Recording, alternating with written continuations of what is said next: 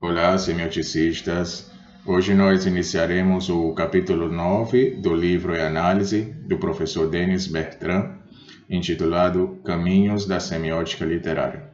Capítulo 9, ele se intitula Elementos da Narratividade.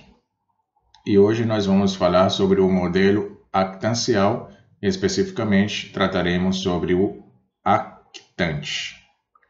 Bom, o actante ele é peça-chave do teatro semiótico, né? Peça-chave do teatro semiótico é uma expressão do estudioso Coquet, no seu livro La quête du sens, le langage en question.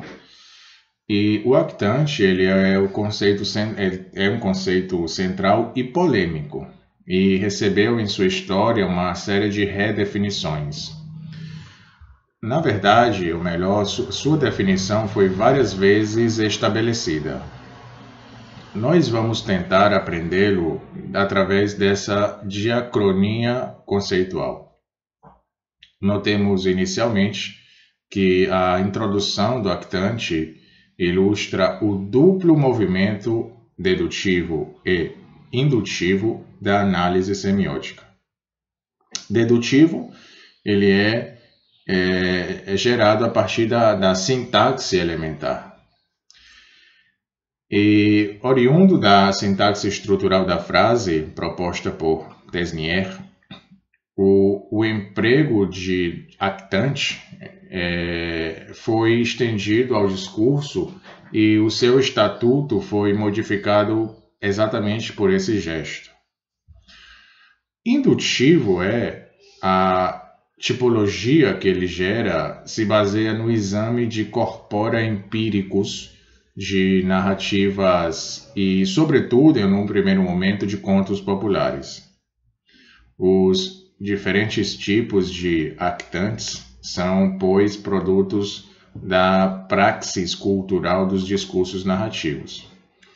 Bom, hoje nós também falaremos sobre a perspectiva do modelo actancial. Então, mediante a redução das dramatis personae do modelo propiano, Greimas ele reconhece inicialmente 3 pares de categorias actanciais. De acordo com o conceito estrutural de categoria, cada termo é definido apenas por sua relação opositiva com outro termo do mesmo nível. Esse conjunto é agrupado no modelo actancial, que é bem conhecido, apresentado na sua clássica obra Semântica Estrutural. Então, esses três termos, ou 3 pares de categorias actanciais são o sujeito, objeto, 2, o destinador e o destinatário, e 3, o adjuvante e o oponente. Bom, um actante destinador, actante soberano, por exemplo, o rei, a providência, o Estado, etc., fonte e garantia dos valores, transmite-os por intermédio de um actante objeto a um actante destinatário. Essa é a categoria da comunicação. O sujeito que pode se fundir com o destinatário tem por missão conquistar esse objeto, entrar em conjunção com ele. E isso é a categoria da busca. Então, nesse fazer, o sujeito ele é contrariado pelo oponente e apoiado pelo actante adjuvante, e aí nós temos a categoria polêmico-contratual. E esse modelo, resultado da leitura propiana da narrativa, permanece, no entanto, muito próximo do universo narrativo de referência, que é o conto popular. E esse modelo ele adota a sua perspectiva dominante, que é a do sujeito-herói, e este portador dos desejos e temores do grupo, encarna os valores sociais de referência.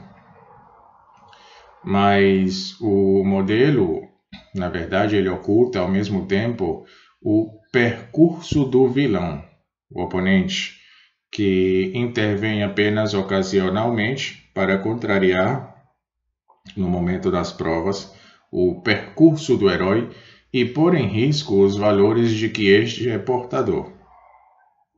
Então, dessa maneira, o modelo permanece preso ao universo axiológico próprio da etnoliteratura, relacionado exclusivamente com a perspectiva adotada. O conto, por meio do percurso de seu herói, ele submete os valores coletivos ao risco da prova com um fim único de reencontrá-los, no fim da narrativa, já consolidados. Ora, como os teóricos da literatura demonstraram, teóricos como desde Lukács a Bakhtin, a Ricoeur, a Conderat, etc., o romance moderno ele foi criado quando, com Rabelais e Miguel de Cervantes, a narrativa ela rompeu com a adesão a esses valores, ao adotar a perspectiva de uma outra personagem central que não é aquela que a priori representativa dos valores coletivos da esfera social, introduzindo assim a ironia na origem da escrita romanesca da modernidade. Então, Panurge, por exemplo, em o terceiro livro, ou inclusive o Sancho, na obra Don Quixote.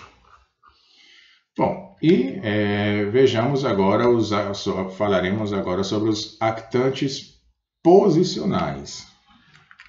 Então, a fim de livrar-se das coerções típicas de um número ou de um universo narrativo de referência e de munir-se de um instrumento de maior alcance, a semiótica foi adotando progressivamente uma segunda fórmula do dispositivo actancial.